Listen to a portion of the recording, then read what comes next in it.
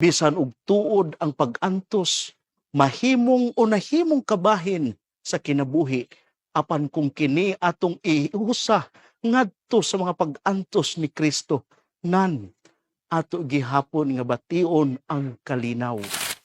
Ngayong adlaw mga binati kong kaigsuunan diha ni Kristo. Ako si Reverendo Ray Castillo, usa sa mga deacon sa Mary's Little Children Community diri sa Archdiocese sa Cebu, ug ania na usab kita nining atong inadlaw nga palandong, ang pamalandong sa pulong sa Ginoo.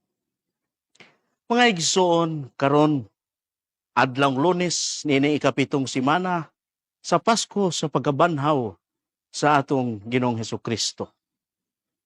Ug ang atong ebanghelyo karon kinutlo gikan sa ebanghelyo ni San Juan kapitulo 16 bersikulo 29 ngadto sa 33. Ug diha sa katapusang bahin sa maong ebanghelyo, si Jesus miingon, "Paantuson kamo sa kalibutan, apan ayaw kahadlok, kay gidaog ko na ang kalibutan."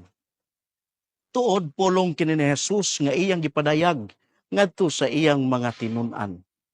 Apan bisan tuod iya kining gipamulong ngadto sa iyang mga tinun-an, dili ikalimod nga kitang tanan samtang nagpuyo pata niining kalibutan, kita usab nakasinati og mga pag-antos.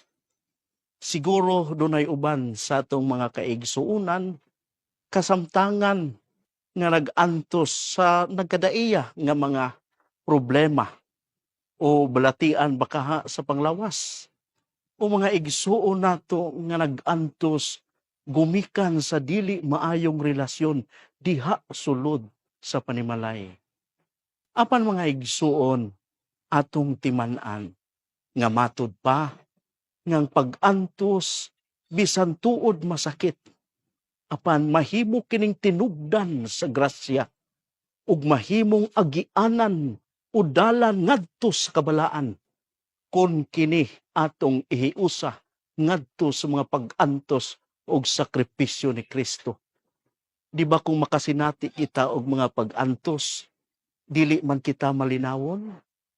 Apan giingnan kita sa ebanghelyo karon, matud pa ni Jesus, nga makabaton kita og kalinaw kung kita mahiusa kaniya, nga sa ato pa di ay bisan og tuod ang pag-antos, mahimong o nahimong kabahin sa kinabuhi, apan kung kini atong iusa ngadto sa mga pag-antos ni Kristo, nan ato gihapon nga bation ang kalinaw. O gipasaligan kita ni Jesus diha sa katapusan sa atong ebanghelyo karon, matud pa niya, apan ayaw kahadlok, kay gidaog ko na ang kalibutan. Mga igsoon, inay nga mulikay kita sa mga pag-antos nga atong masinati sa kinabuhi, ato kini nga dawaton.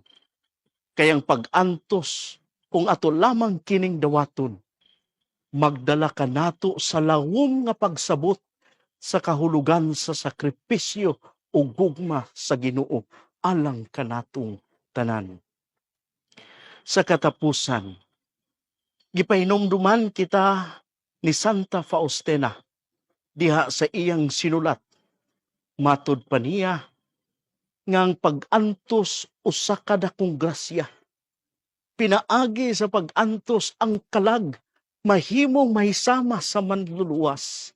Diha sa pag-antos mahimong tataw ug tin-aw ang gugma. Ang hilabihang pag-antos magganoy kanato sa tiunay nga paghigugma. Amen.